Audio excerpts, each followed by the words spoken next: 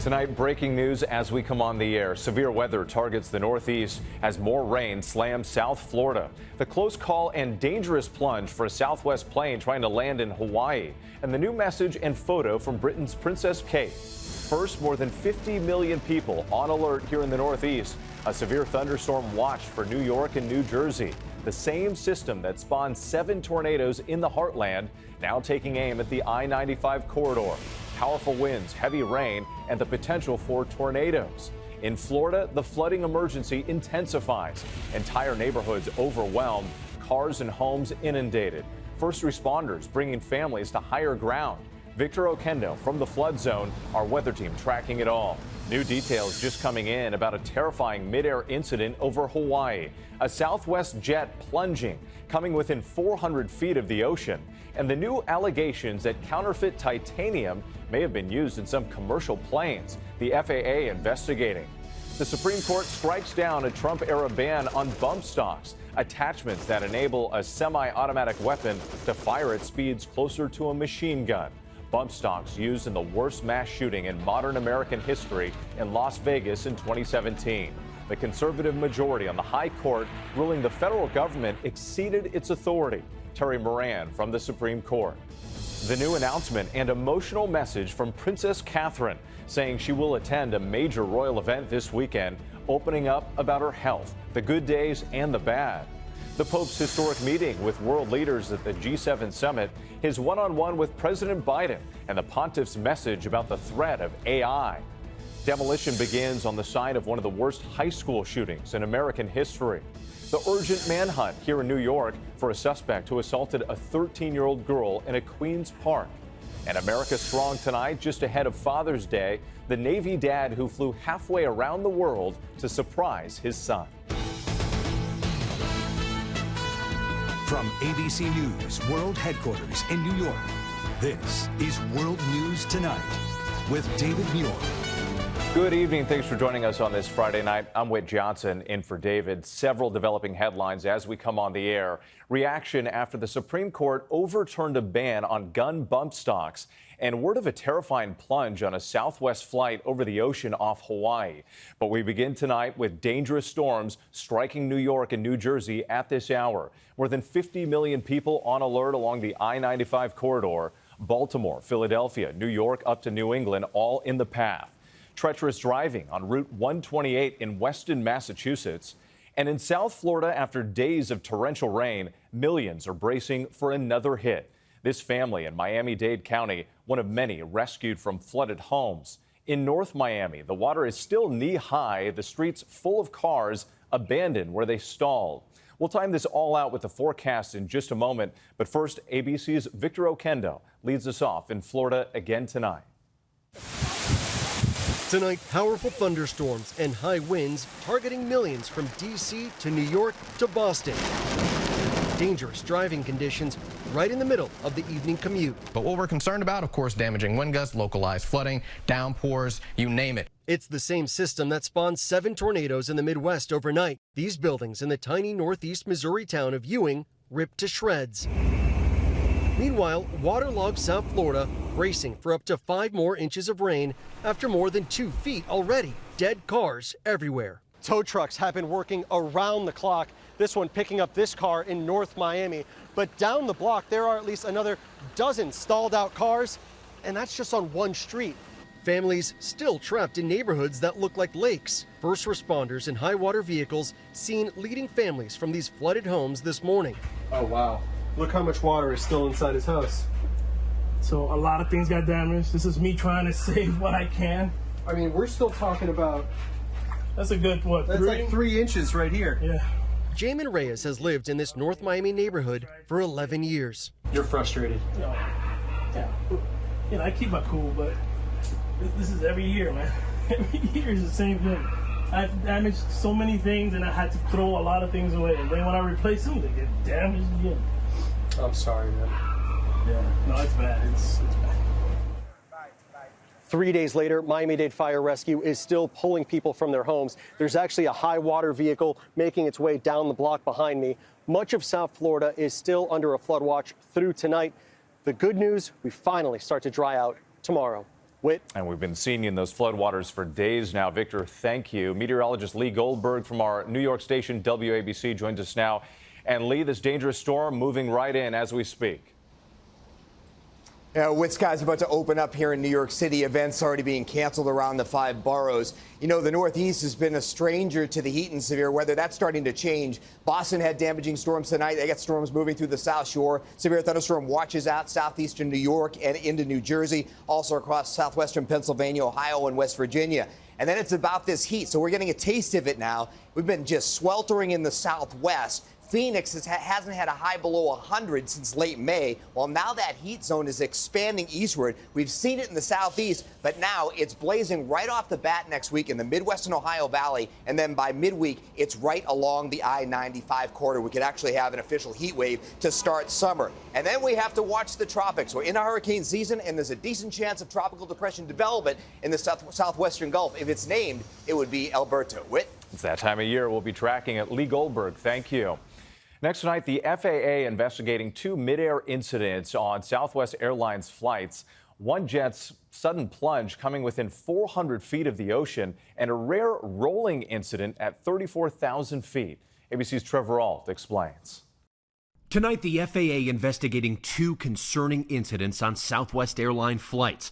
In April, a Southwest Boeing 737 MAX 8 off the coast of Hawaii came within just 400 feet of slamming into the ocean.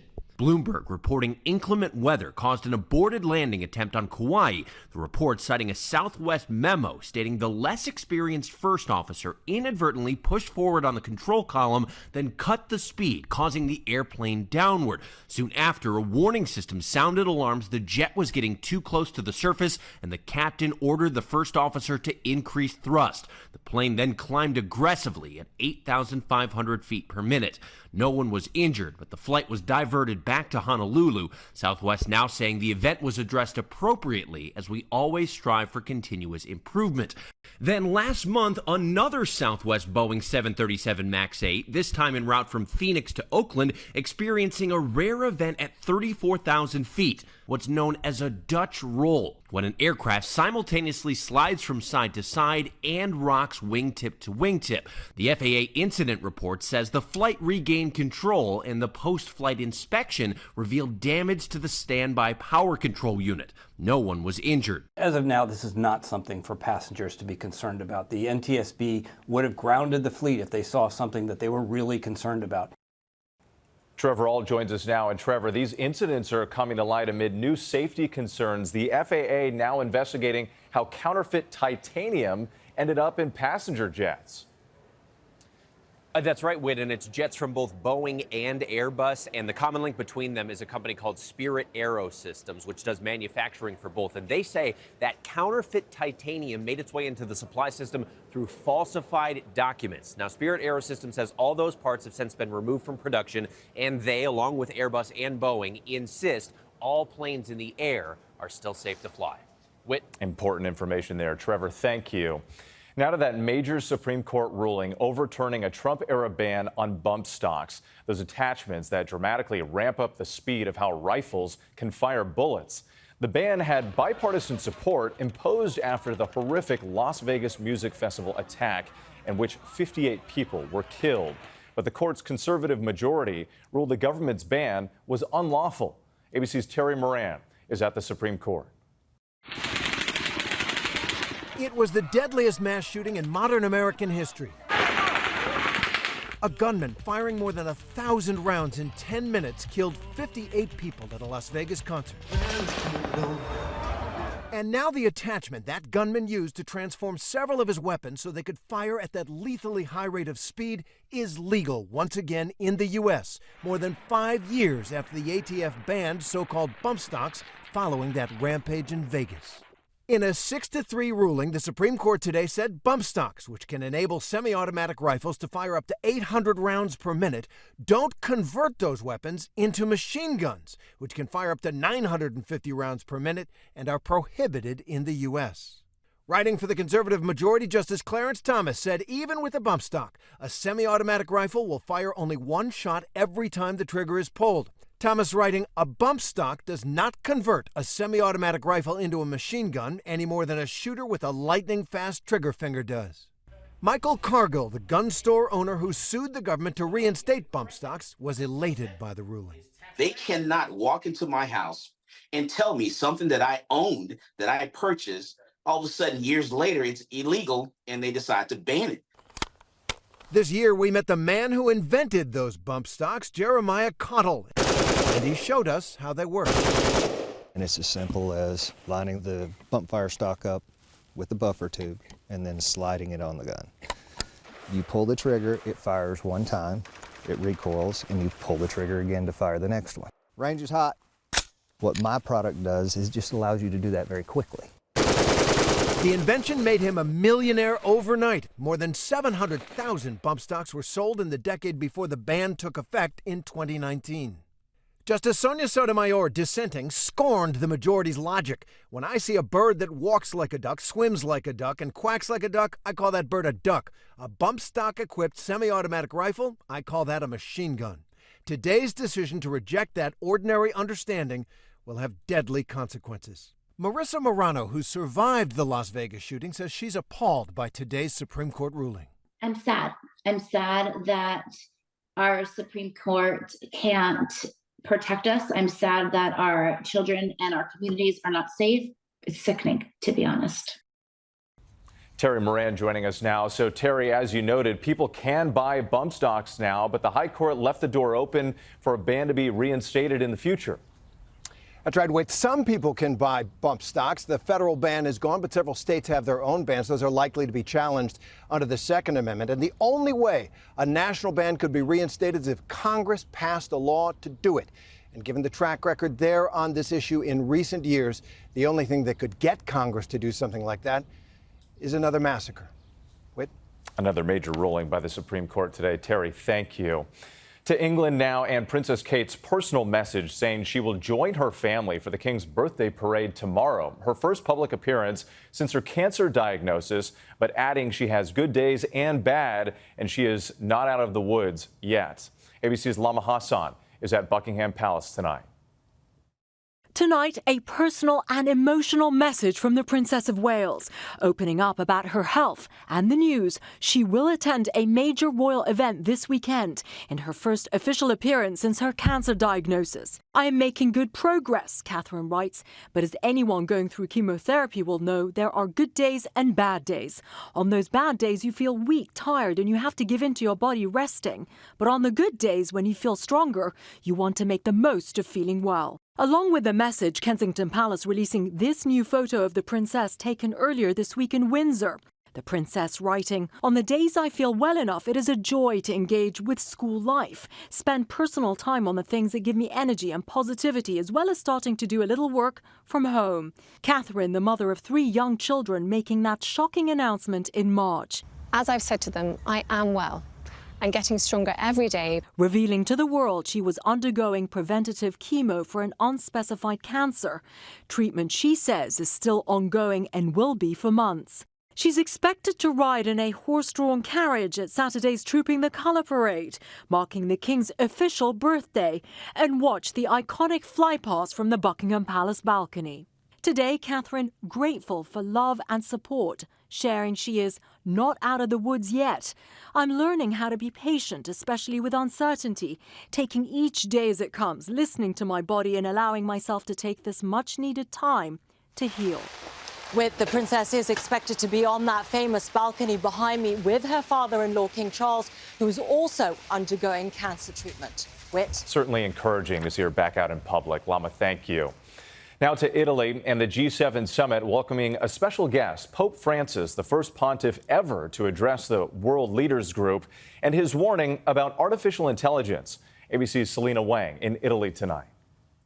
Tonight, President Biden wrapping up the G7 summit with world leaders, sharing a tender moment with Pope Francis in Italy.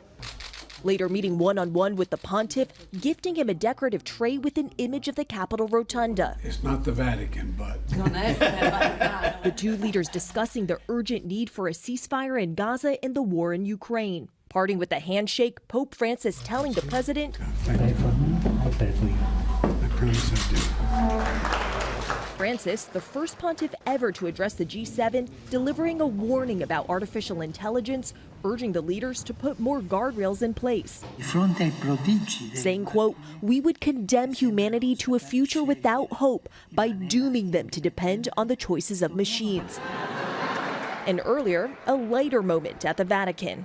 Pope Francis meeting with comedians like Chris Rock, Stephen Colbert, and Whoopi Goldberg, saying, in the midst of so much gloomy news, you have the power to spread serenity and smiles. And Whit, the G7 leaders here are backing the ceasefire deal that President Biden had laid out. They say that the number of civilian casualties in Gaza is unacceptable, and they're urging Israel not to launch a full-scale invasion into Rafah. Whit. Selena Wang for us tonight. Thank you. Back here at home now in Parkland, Florida, demolition is underway at the site of one of the worst school shootings in U.S. history. Family members of the victims were invited to watch as crews began dismantling Marjorie Stoneman Douglas High School. The process is expected to last about a week. 17 students and teachers were killed by a gunman there back in 2018. When we come back, the urgent manhunt here in New York for the suspect who sexually assaulted a 13-year-old girl in a public park. The dramatic rescue of two hikers in California. And just ahead of Father's Day, the Navy dad and his incredible journey to surprise his son. Next tonight, an urgent manhunt is underway here in New York City for a suspect police say sexually assaulted a 13-year-old girl in a secluded area of a park in Queens. Officers combing the area. She and her friend said the suspect threatened them with a machete. Both taken to the hospital in stable condition. The NYPD offering a $10,000 reward and asking for the public's help. When we come back, the incredible and daring rescue near Joshua Tree, California. To the index now, the LAPD is searching for one of the two men who they say knocked over an elderly woman during a violent road rage incident at LAX. One man chasing another. Surveillance video shows both slamming into the woman, checking her luggage at the curb. She was knocked unconscious and rushed to a hospital in critical condition. One of the men has turned himself in. Two hikers pulled to safety in a dramatic rescue near Joshua Tree, California. Authorities using a helicopter to locate the pair. A deputy lowered to help them. Both hikers were hoisted onto the chopper and taken to a hospital. Temperatures in the area were in the triple digits. When we come back, America Strong, the proud dad, and what he did to surprise his son. Finally tonight, America Strong, the Navy dad, and what he did to see his son graduate just in time for Father's Day. Tonight in San Antonio, Texas, Navy Petty Officer First Class David Castillo is at Breckenridge High School graduation. His son Randy ready to accept his diploma. His father has been away on 4 separate deployments, most recently stationed on the USS Theodore Roosevelt in the South China Sea for the last 4.5 months. So when Petty Officer First Class Castillo got word he may be able to make it home in time for his son's graduation, he kept it a secret from his sons. And as soon as he could, he raced home from across the world, traveling 17 hours to Texas, making it just in time. First, surprising their younger son, Joshua. It's time to go see your brother graduate. Dad! Oh my God, Dad! What's going on? And then graduation. I'm here to surprise my son. He's glad to be here and be a part of something, his first steps in life. So just wanted to be here and support my son. The school in on it, documenting the surprise, asking Randy if his dad would be there. And just look at who is right behind him. How about your dad? Sadly, he's not here. Sadly, he's at the Navy. Yeah, and overseas right now. Look behind you.